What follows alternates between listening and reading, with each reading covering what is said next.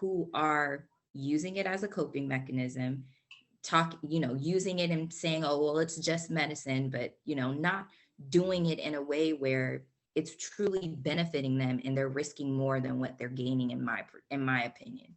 And so when I think of it, that's my internal struggle.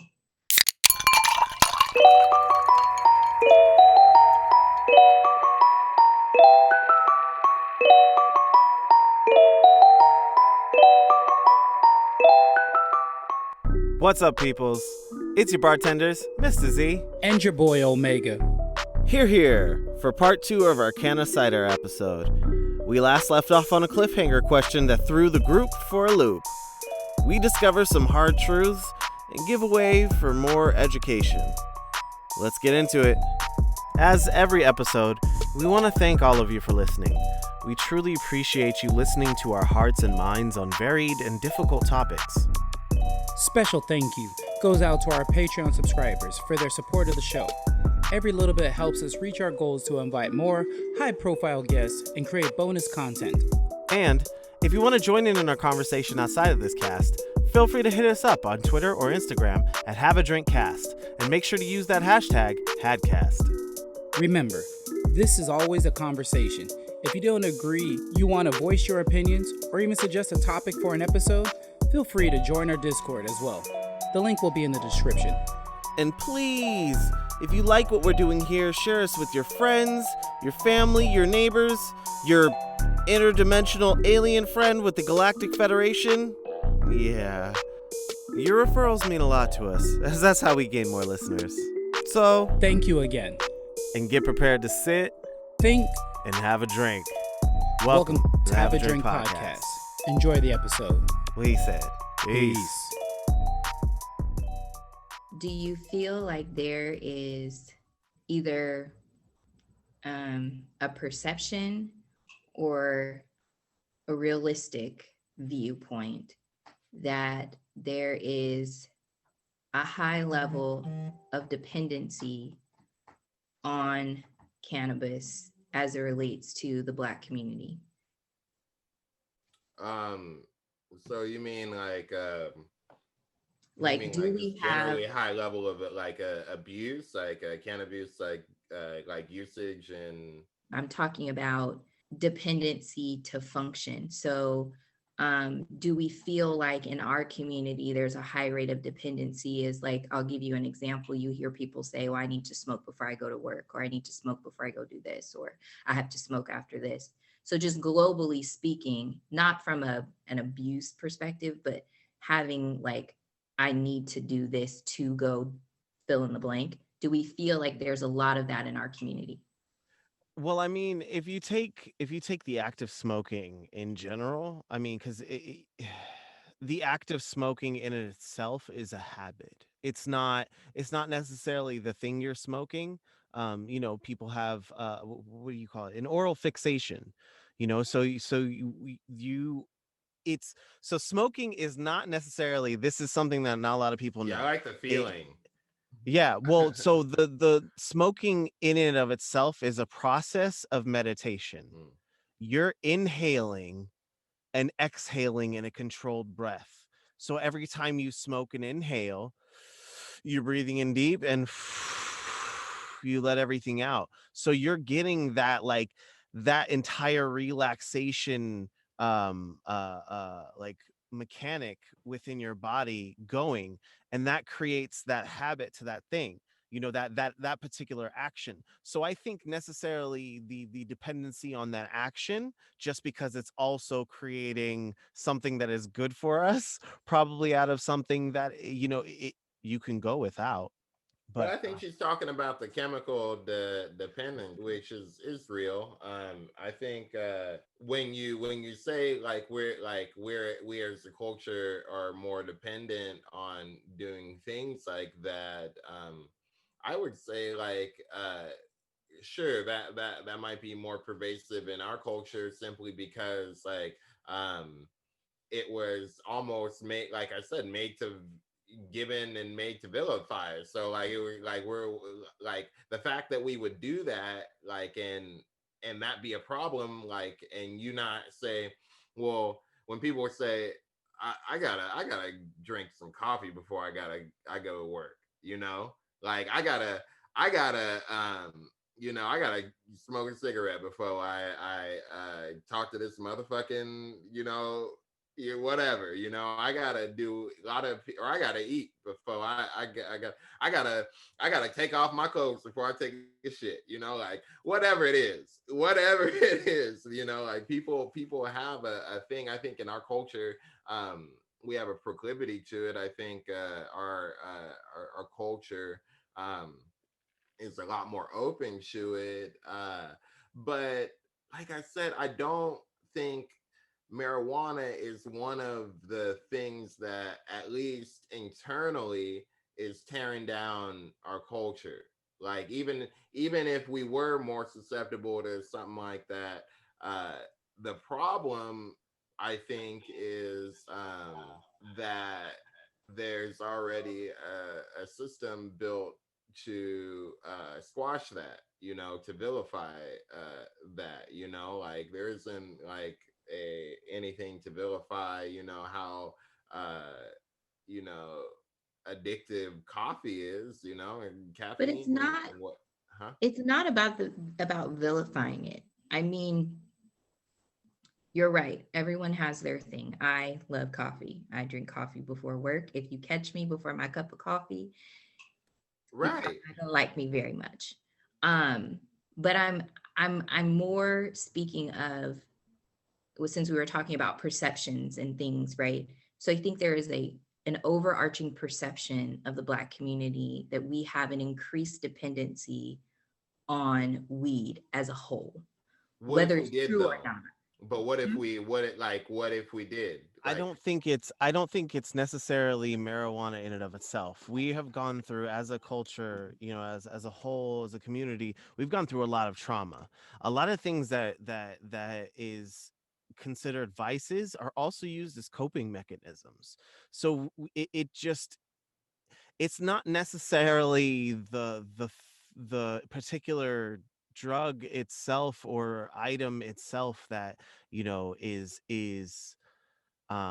something that is, like that our community depends upon, but it is sure something that we rely on to help us get through the hard shit, and to cope with the hardships that have happened and yeah, continue to yeah, happen, to continue to have our get high protests, to our balance my lows. right. Right, because I mean, we carry so much with us each day, dealing with people who don't understand the struggle, dealing with people who actively are against it, dealing with you, and a lot of those people are in positions of power directly in your job, that you can't say shit to them. You can't go into your boss and be like, you know what, Frank, fuck you and your outlook on life.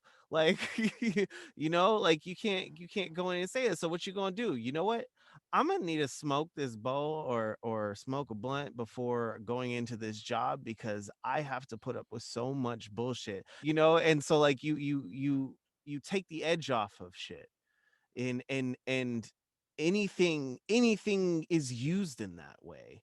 So I think, if we're looking at it not as necessarily like, is this something that we are dependent on as a community, if I feel like that's the question you were asking, right? You hit the nail on the head in terms of what I was looking for in an answer when you said it's kind of a coping mechanism that folks are using. And so I think that is, or can be, um, a hot topic of discussion, because then and this would be true for anything, alcohol, anything else.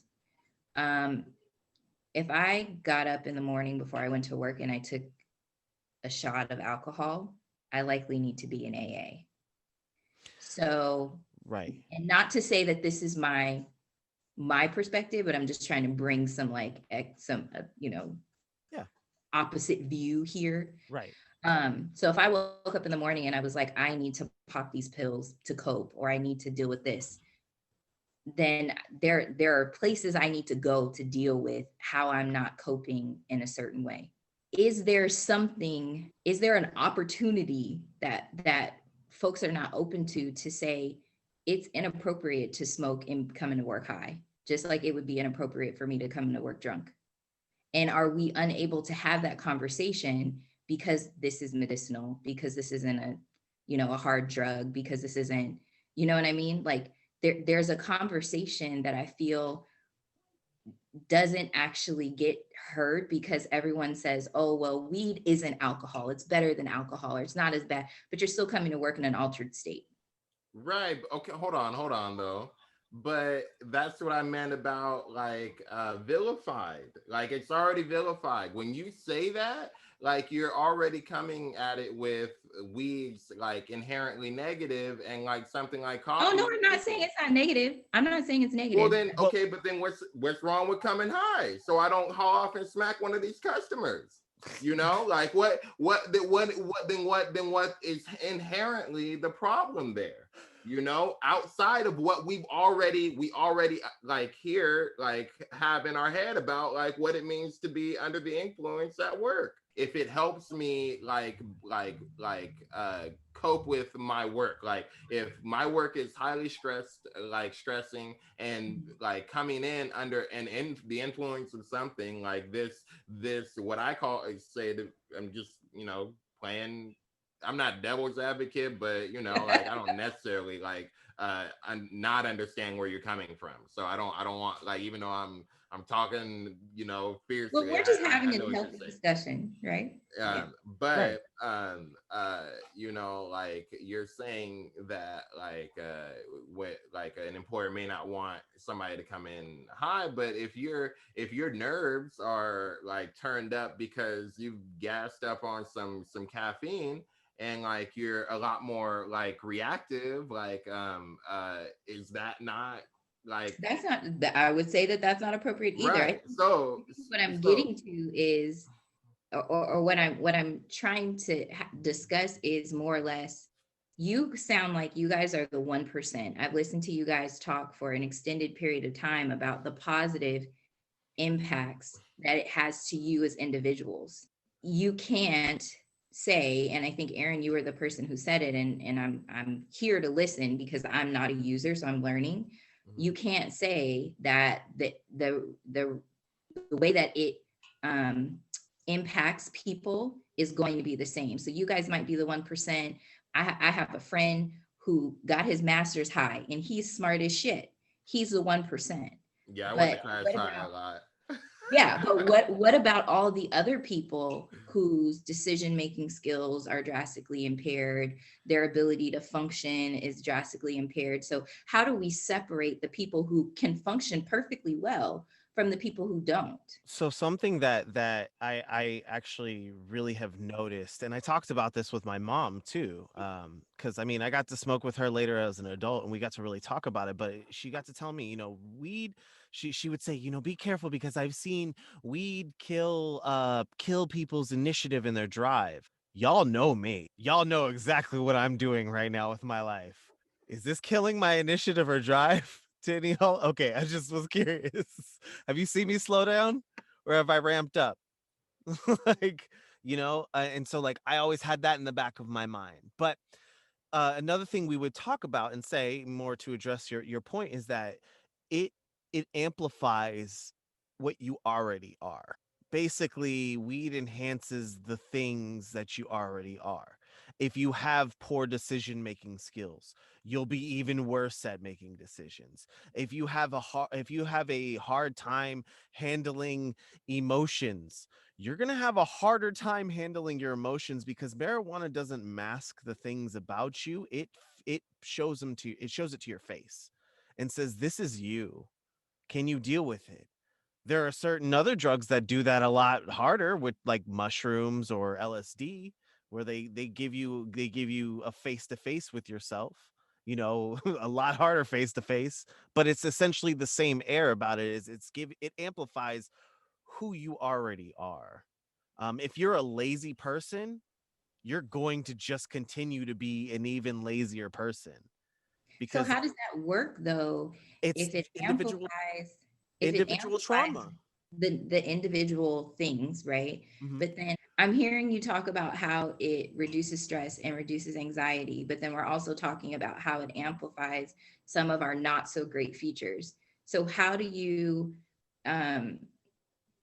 how do you even begin to control the balance at a greater level than just an individual when it comes to people introducing that as part of their lives and into the rest of the world? This is all an individual case by case thing, and I say that because what the problem with the perception of it is, it's always being painted with a broad stroke, with a wide brush over everything, and it can't be that way, right? So it's like you have those people, like you guys have all said, that have those drinks, right? Well, there's a lot of people in the tech industry that are allowed to go and have a drink during lunch, or they have alcohol in their offices, right? It's okay, and it's actually encouraged it sometimes. It's encouraged for them to have a drink just to relax and chill. But everything is monitored and done in moderation. So if you understand and know Say that your one more time. Say that word one more time. moderation, No, the Yes. word before that. The word before that. You said monitored and done in moderation. yeah, but Right. that's monitored on your own.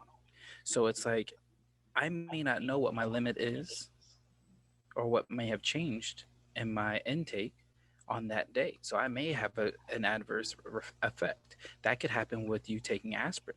That could happen with you taking Benadryl. That could Right. happen with you changing your asthma pump, your inhaler. It's all about that monitoring and knowing what you can and cannot handle in that moment, and it could change and it could happen at any time.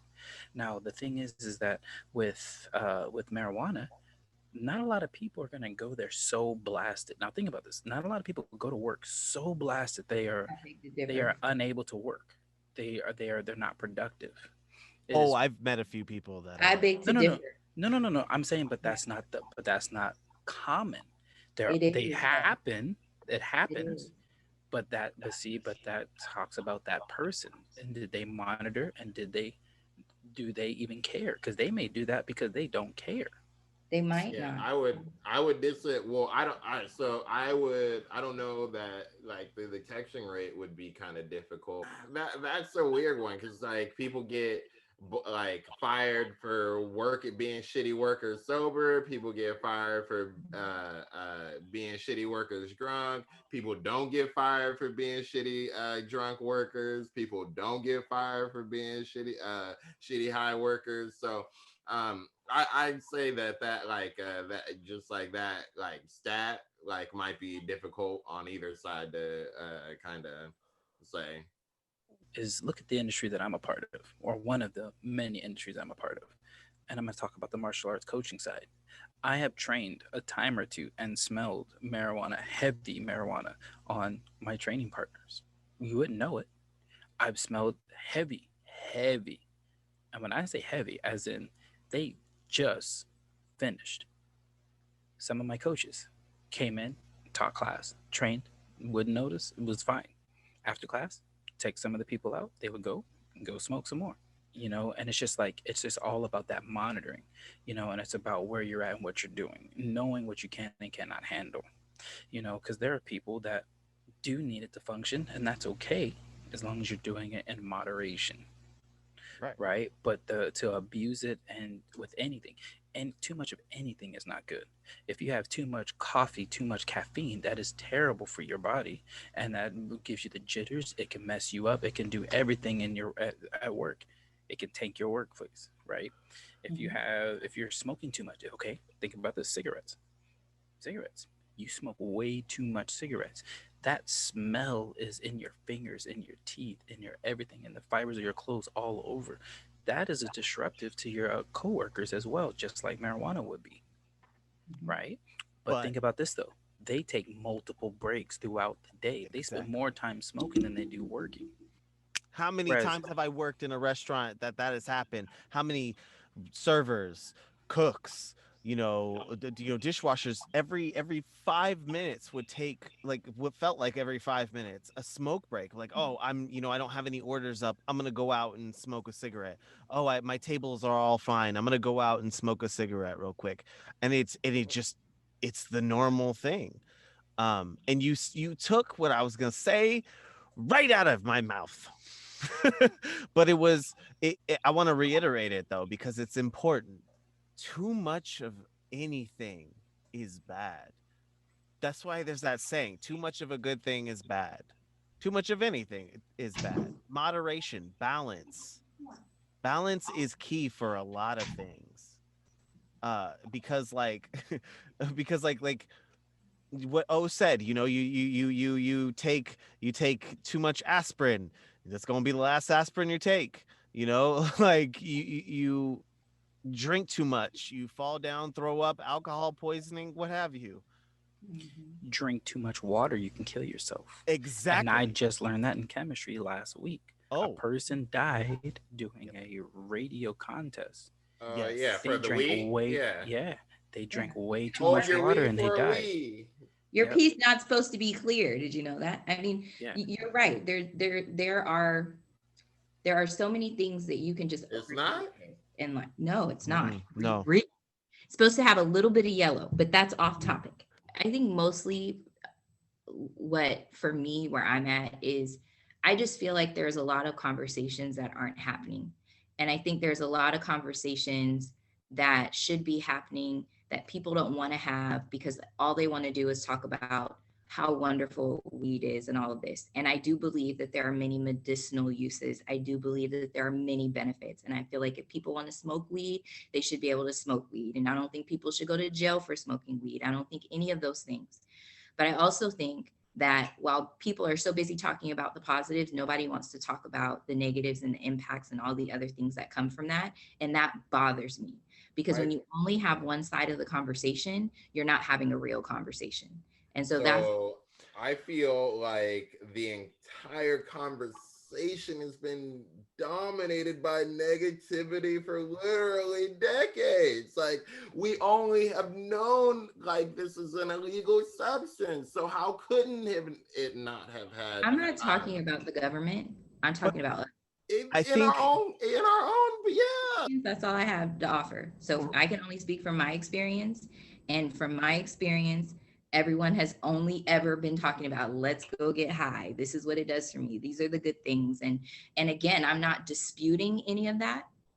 But the same folks who be talking all about that probably need to have a honest conversation with themselves, is what I'm saying. I agree with you there, but I agree with you because it goes back to what I was saying before. It's the necessary underlying work that needs to be done for the individual. They're using marijuana as a coping mechanism for the trauma that they've experienced in life that they're too afraid to address. They're too afraid to work through. A lot of things within our communities, as in the community of men, you know, the community of masculine, the community of feminine, like we have hard times coming to like that head of like, I need to talk about my problem and issue and address it head on and face this fear that is dwelling within inside of me in order for me to grow as a human being. Like that's the entire purpose of this podcast is to get people into themselves more, to understand a little bit more about how they work, to be able to give them like an easier time of working through that shit. But essentially, that's what people need to do. Like that's what the problem is. And I think we so along with what you were saying of like, you know, there's these people that are in your world that are spewing like, oh, it's so good, it's so great, like let's go smoke, you know, I feel so great after I smoke. But they're the same people that need to take the hard look at themselves of like, my life is fucked up, like I need to get some shit together or something, you know. But that's just because that's what those people need to do. And it could be true to the same people who are like, let's go get a drink, let's go to the bar. So I don't want to make it seem like I'm harping on marijuana. That's just the topic. But I agree. A conversation needs to happen. Yes, there are so many people. And so there are moments for me where it's really hard not to, for many people, not for everyone, for me not to just see this as another thing to not deal with what needs to be dealt with, because there is so much that needs to be dealt with us. And I think that when I hear people who are not us, that are not part of the collective us, and they talk about us, they attribute us to us as a whole, you know, they're weed heads or they're on pot or they're on dope or they, and the reason why I say this is because in my business, I'm primarily around other people who are not us. And so Mhm. I hear the raw and uncut of what they think about us. And see, because I'm out there with them, they assume that I'm with them. But I can be with you from a business perspective and not be with you. Not So, be with you. right. And so I'm like, not to say that they're right and not that they don't need to change their perception, but I'm like, how much are we arming them? I mean, I agree. I just want to say something real quick before you hop in. Oh, but I was gonna say it's interesting because like marijuana is also like if like along the lines of used in moderation. It can be used to also help you through and talk through and work through some of those issues that do need to be talked about. Um, I mean, but that goes back to what Aaron was saying. So now fast forward to the end of what you were saying. Like that goes back to what Aaron was saying with the whole root of the war on drugs for the entirety of 200 plus years. It's been a negative narrative surrounding marijuana in order to criminalize and vilify and demonize you know uh liberal lefts and black people. There are whole communities that have their religion is like you need to smoke weed in order to be closer to God. Like Rastafarian, like yeah. Your the whole thing is you're getting high, and when you're doing that, you're allowing yourself to be closer to God. You know. Also, I think, well, what's important to that is that the state of being high is like opens you up to like I said, empathy. Like I was talking about empathy, it makes me like more empathetic. If I'm angry and like I smoke some weed and like I'm like I think about it and I'll go back and apologize, or like I'll think about what I said, or I'll think about it a lot more critically. If I'm having trouble thinking about a lesson plan, maybe thinking about a creative way to teach something, I might like hit a little bit and like just think, meditate on that, like as Right. you said, listen to music, do things that I enjoy doing with this. There are things that I mean, of course, like it's easy to abuse it, but I think the fact that we're talking about like its prevalence in our communities as like maybe one of the things that's dragging us down, even though there isn't any dissimilar usage between races. Like statistically, like black people do the same types of drugs as much as white people in the same situations. And to say that we have marijuana, or that there's a perception of us having, or like being tied with it as a drug, I go back to is kind of more of that indoctrination into like what these people of color are doing, and that it's a problem. Like it's not like that whites are smoking and drinking coffee in the morning, taking mega shits and like stinking up the place with like smoke, secondhand shit. We're not vilifying people who like like get secondhand smoke. Like it's something that we understand is like addictive, or like a part of the social zeitgeist, and it's just something that like yeah you shouldn't do. We know you shouldn't do more because it's unhealthy, not because it's a problem, or other people are thinking less of your capabilities or what you offer as a person. So just I think a lot of that is still just the conditioning that we have against those who use it, because people who take like a normal like Norco, you know, to deal with pain, people who take like you know, 5 a leave, you know, 3 times a day, that shit'll gut your fucking kidneys, you know, like we know that but like, you know, it's medicine, you know. I just think it's just a different connotation when we're talking about like smoking, because it's been vilified, and I think it's hard to get away from that. I think even if we're to say like, okay, well, like I don't think people who smoke are bad, and I don't think smoking is necessarily bad.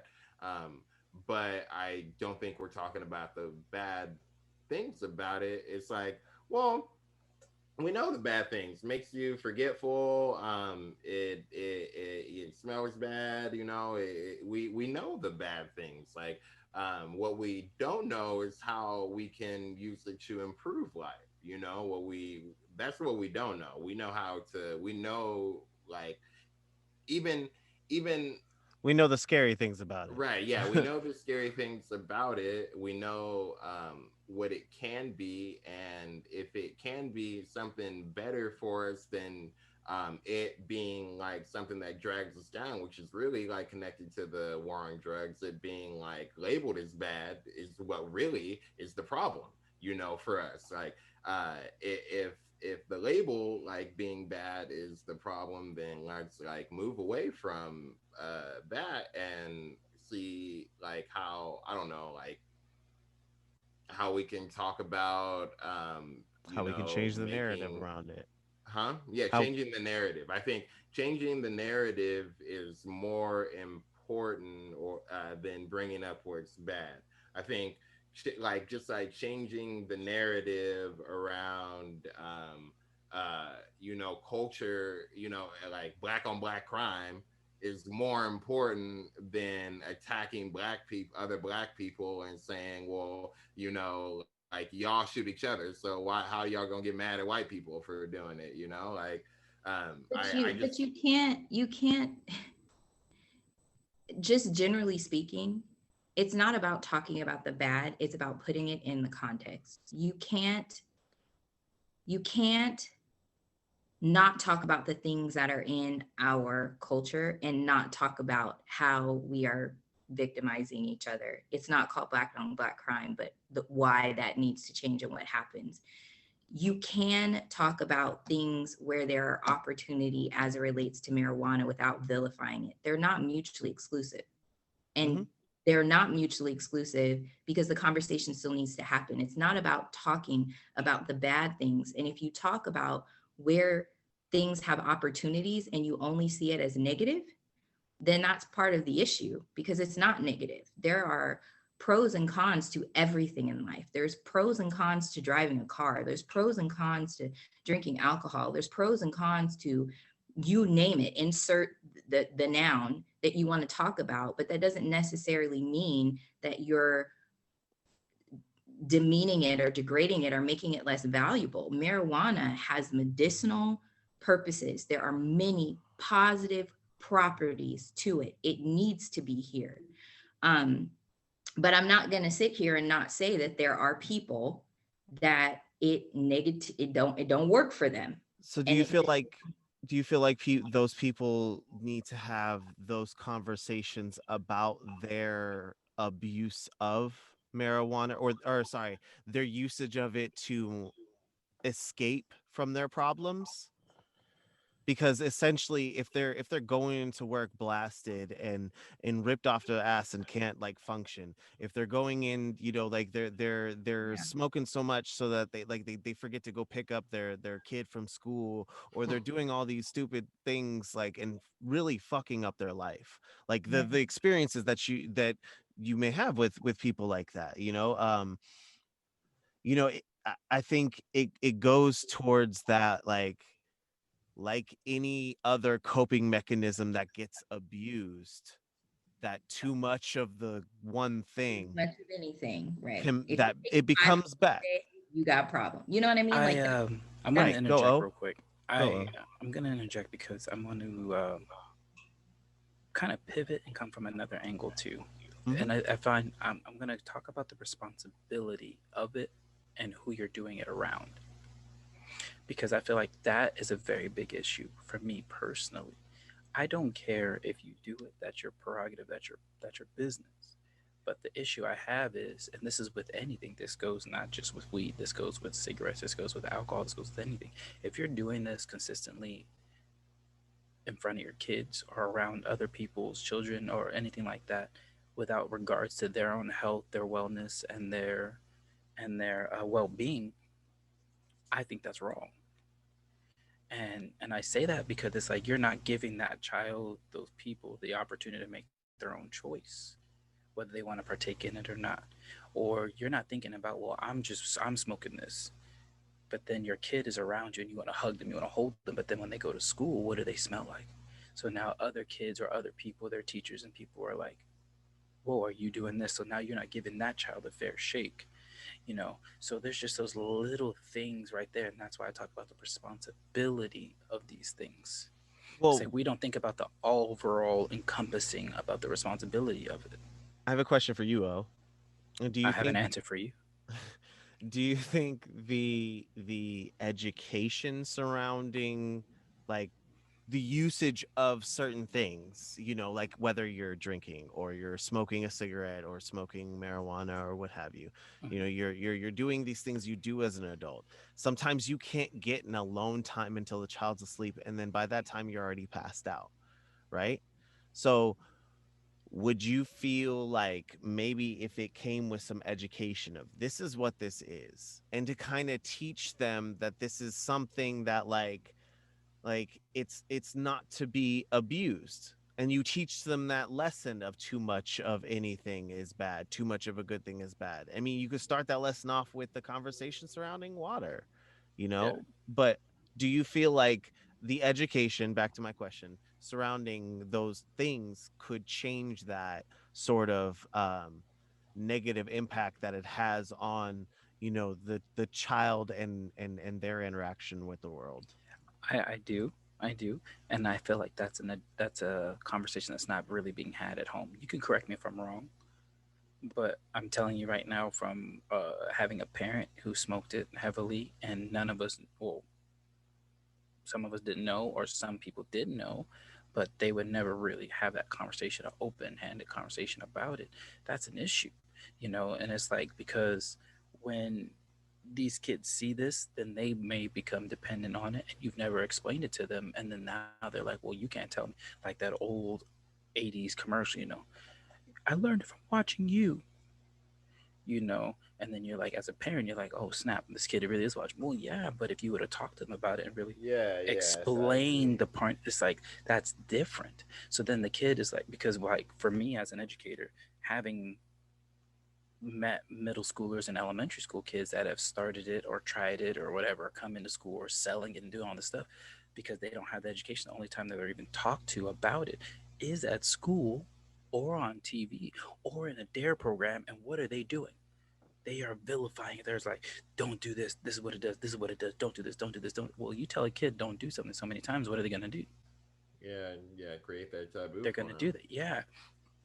And then if you come from like a home like mine, where my mom was like, "That smell like skunk," and don't you ever be doing that. And so I'm like, okay, now tell me, how were you in middle school? Or how were you in high school? How were you when you were 21 years old? Oh man, we was out there, we was drinking that dope and smoking that weed and drinking and all that stuff. I'm like, okay, so you're gonna look at me in my face and tell me don't do it, but yet you had your time doing it, as opposed to explaining to me, well, this is what it's like. So for me as a parent, I sat my kid down and really explained it to her. And I did this while she was in high school. I'm like, look, this is why, this is what it is. This is what it looks like. This is what it smells like. This is alcohol. This is what it tastes like. This is what and I'm just like, look, if you want to do this stuff, well, let's have a conversation first. I would much rather you try it and have it here with us than to be out in the world and doing it and being in a not safe place or around other young individuals who don't know what to do if something was to happen. And I really broke that down for her. And I feel like that's something that needs to happen at home at an earlier age so they can understand understand what's going on, because a lot of times they only see if a parent is always drinking. What it end up, they're either violent or they're passed out or they're acting crazy or That's something, right? because I think most people Right. think lessons, when you teach somebody something, it like either cosigns or, gives approval, or, something. If I'm teaching you about safe sex, and that means that you can go out and start having that, or, Yeah, and yeah, really, I think it's just like, well, I don't have kids. I mean, I work with kids, but I don't have kids. But I think that it's really just about growing as a parent and being able to, like, let your child grow and become an actual an adult, and I think that can be tough for people, because, like, these things are going to happen for your child, and they meant for you, sex beyond, the taboo. It's a dangerous situation, or, a situation in which things offer, can change a lot of lives, create lives, and all that. There's a lot of responsibility in how and how people, these kids can move, or, these situations put you in. So, yeah, it's about education, talking to and your kid, starting it earlier is right, important. yeah, or somebody, Mhm. about what it, and that was what it was for me. We learned, I think, for a lot of people, like, regular old meth in a lot of places isn't as popular, because, you learn what that can do to somebody. There are a lot of people who don't drink, simply because they've had people around them that, have learned from that experience. So, I think it should be enjoyed and not needed, and you can't enjoy it if you need it. Mm. Hmm, um Mm. I like that. Cheers. Cheers. Cheers. I like that he said that before his closing words, because we don't talk about that too much, and he really explained the responsibility aspect of it, and that's very, very important. And I feel like, and I keep coming back to kids because we're adults, we already get it, but these kids are not getting the fighting chance to have a true understanding about what it is.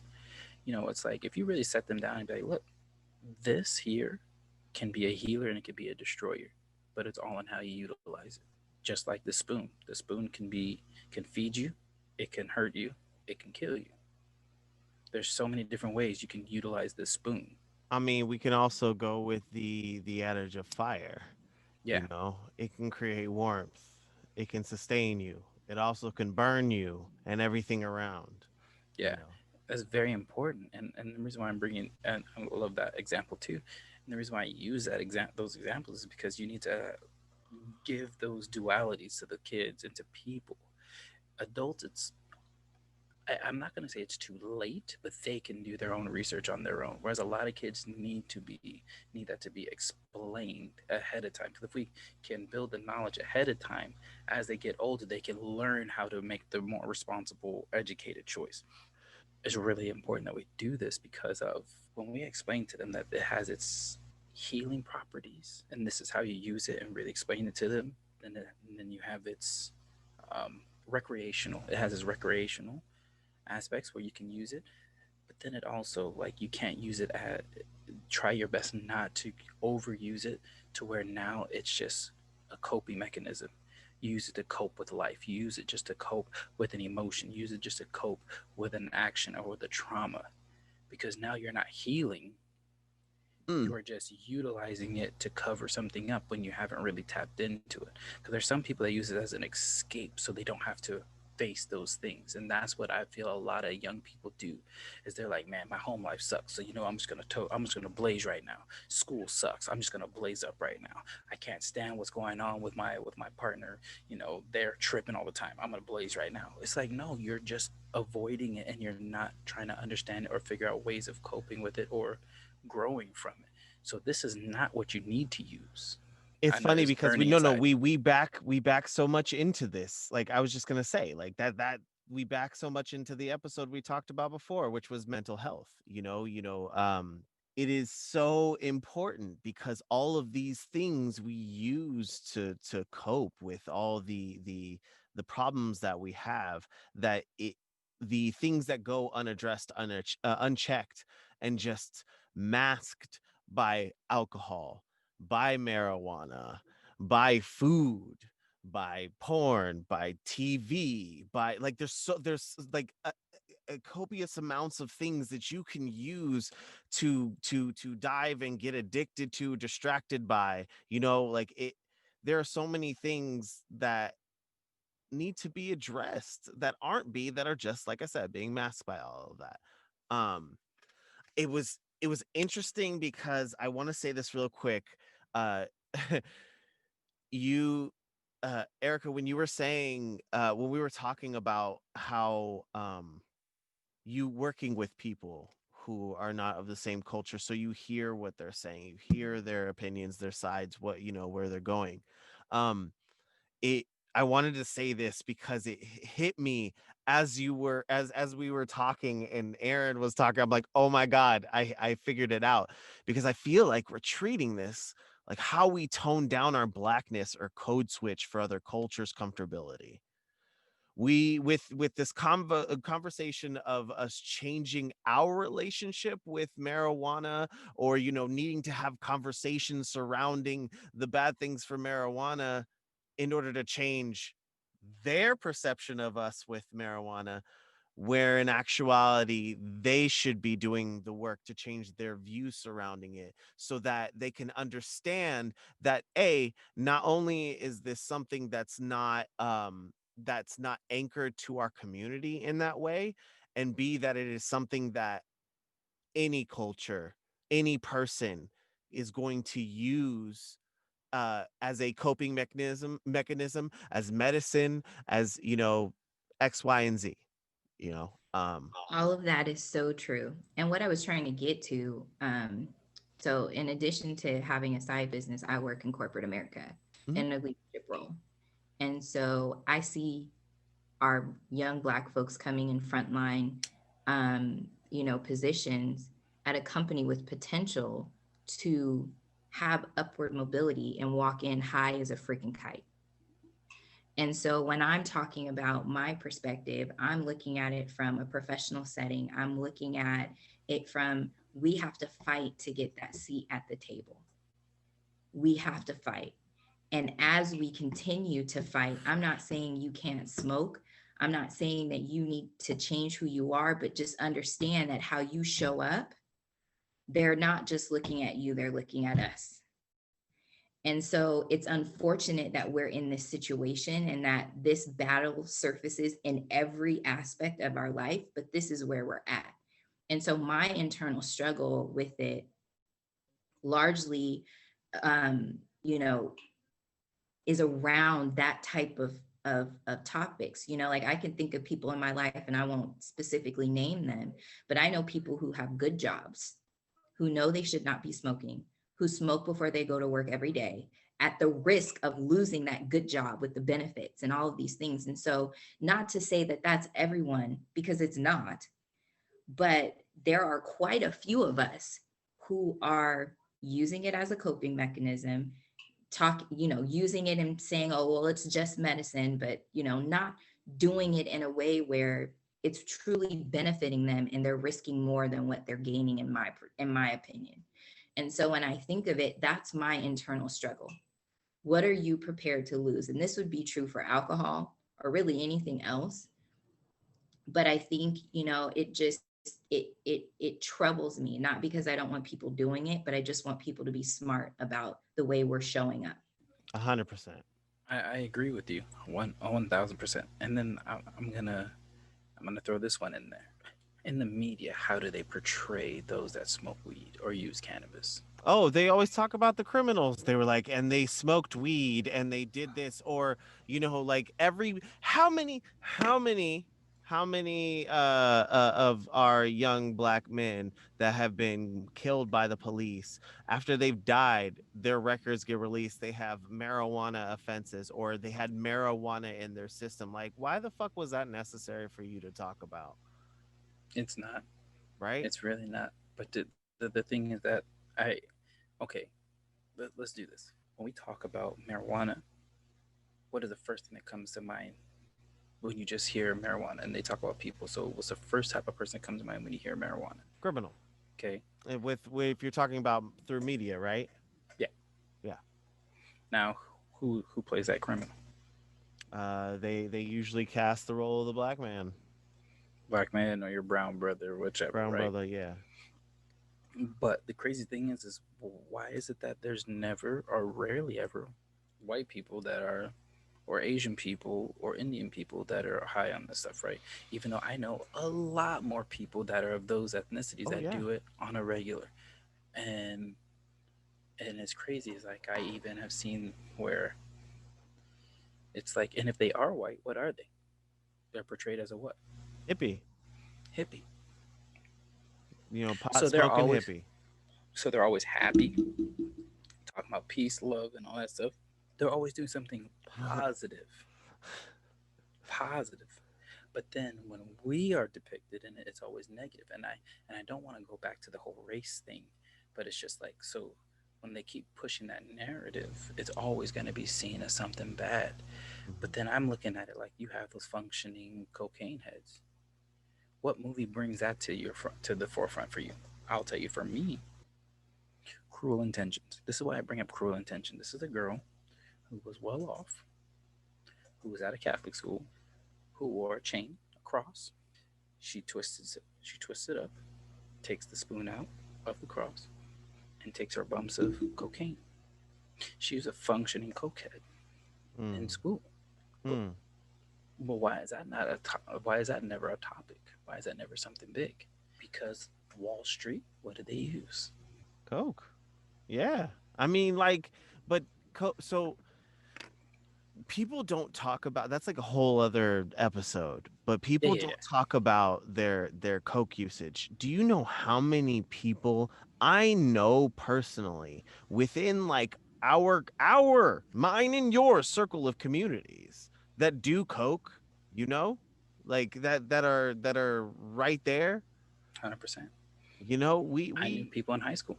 yeah, it's not even just people in high school, like the people that we've worked with in various sectors of our lives, and people don't talk about it, but then you go to all these parties, you go to all these things, like how many people I knew that I was like, really? You do? I Hmm. don't, but like you do? Okay, well, whatever. But yeah, whole But other the reason why I bring that up is because of the perception of how they push that out, right? right Is that versus is versus that, you know what I mean? So then you got to be a thug in this movie. So therefore, you have to smoke weed, you have to get drunk, and you have to have hella tattoos, and you have to talk like you have no education. right, But absolutely. we want this functioning cocaine. You had a bad home life, but you're very well off and you're a highly educated person.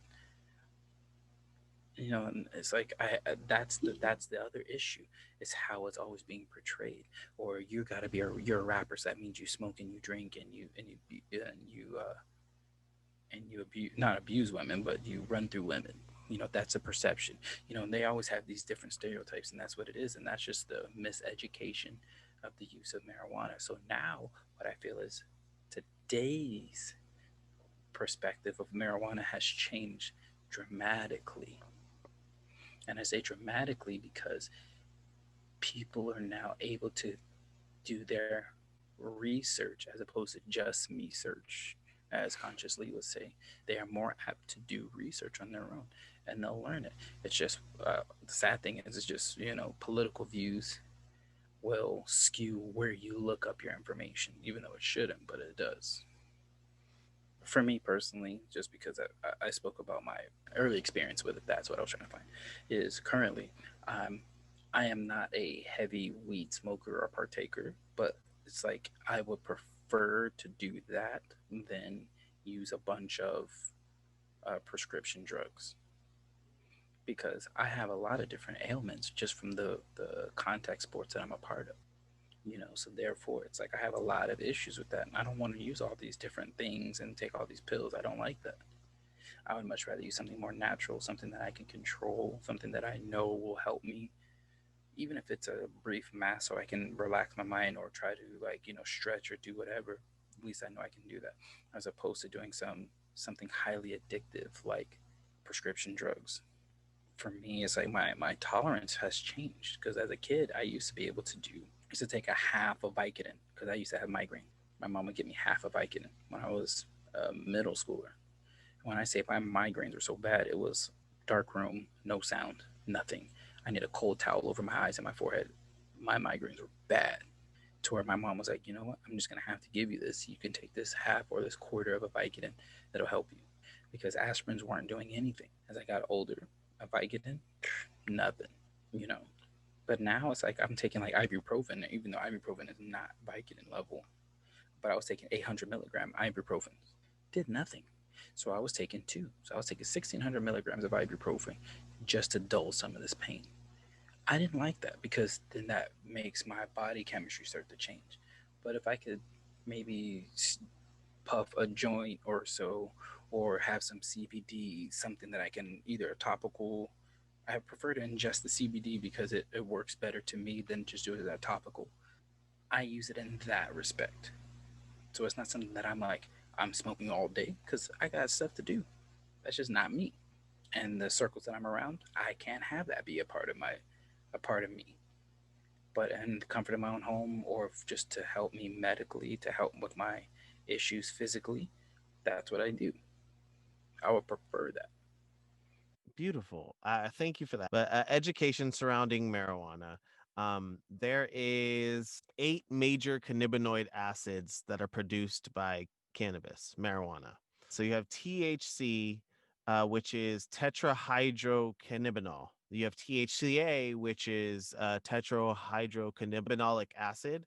And then you have CBD, which is cannabinol. And then they have CBDA, which is the acid form of that. I've never heard of all these other things. I mean, I've heard of THC and CBD. I've never seen CBN, CBC, and CBG. Yeah. So you have a whole bunch of acids, cannabis acids that take on different properties within the plant that induce different reactions within you. Um, Mhm. CBD will reduce inflammation, can ease nerve damage, pain, but without the psychoactive effects. It can also help with hunger, I believe, as well as sleep.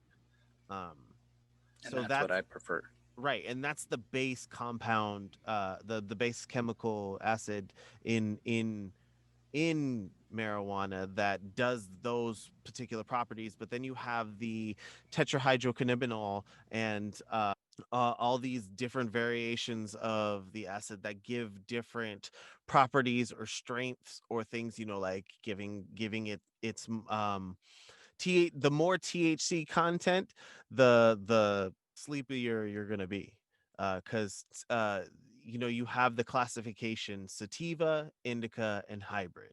So a sativa, as we were talking about through this whole episode, a sativa is a more of a head energized kind of psychoactive interaction, which keeps gets you, you're like, oh, like I can be sociable, like I'll talk to people, I'm happy, whatever. I feel light, I feel like I have to clean the house, I'll do that. You have indica, which is more of heavier in and higher usually in CBD and higher in THC, because it helps more with the joint pains and the insomnia, and usually appetite as well. Both sativa and indica can help with appetite, just depends. Also depends on how much of it is a hybrid. So a hybrid would then be a balance between those two. So you would have one that's more indica dominant or sleepy, or you would have one more that's more sativa dominant, or energetic, energized. It's interesting because CBD and THC have the same molecular structure. It's consisted of 21 carbon atoms, 30 hydrogen atoms, and two oxygen atoms. A slight difference is how the atoms are arranged, and it accounts for the different effects on your body. The science of it is truly interesting, but also knowing that's how to speak to somebody that's that's almost accredited or has a true profession or knowledge about this stuff is very important, especially for if you are a first time user or if you want it for a specific thing. Because like I said, for me, it's for physical ailments and pains or inflammation and stuff like that. So I need to talk to somebody. So I'll talk to Z or I'll talk to some other friends that's what they're about, where they can really point me in the right direction so I can know what I'm looking for and how to use it. Because I don't want to I don't want to head high. I'm not trying to be all, you know, different mentally, because I got to be focused for what I'm doing, but I have to be aware. So it's like I can't be super zoned out into one thing and lose myself. So I have to ask and find out, well, what is this? What's in this? I'm looking for a more CBD based thing, and people point that to me. So that's very important. Being able to ask for what you know what you're looking for, and listening to if they're actually educated or not is important, because if they're like, oh yeah, like, oh, what do you smoke? Weed. Oh, what kind of weed do you smoke? Oh, the kind that gets you high. Probably not the best person to go to for advice on marijuana. um How to get to San Francisco? Just get on the freeway and drive north. What freeway? That one. that one. um but like I said, I mean, there's so much more science with inside, marijuana, that like it you would have to go and do independent research. Like, what I hope is that we've kind of sparked your curiosity enough to kind of do your own research, so that you can have a better understanding. I mean, feel free to reach out to people and ask questions, reach out to me, ask questions. I mean, I'm here. All of my relationship with marijuana is because of, though, something that you said, which is the education around it. Yeah. I was educated by my mom. um Education is important about any venture you're about to go into. If you don't have the focus to study and research about the thing you want to be involved in, why are you even involved in it? Don't do it. Don't do it. Right.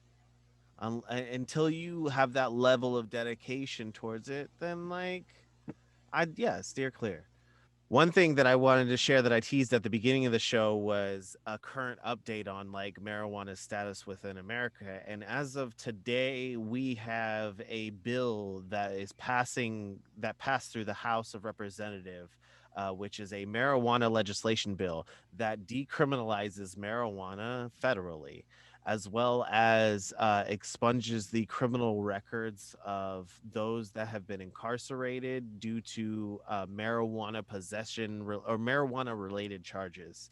Um, That's they, huge. yeah, it was a bipartisan pass from the House. So all they're waiting for is a pass through the Senate, and yeah, that could be instrumental for a change within the world. That's life changing.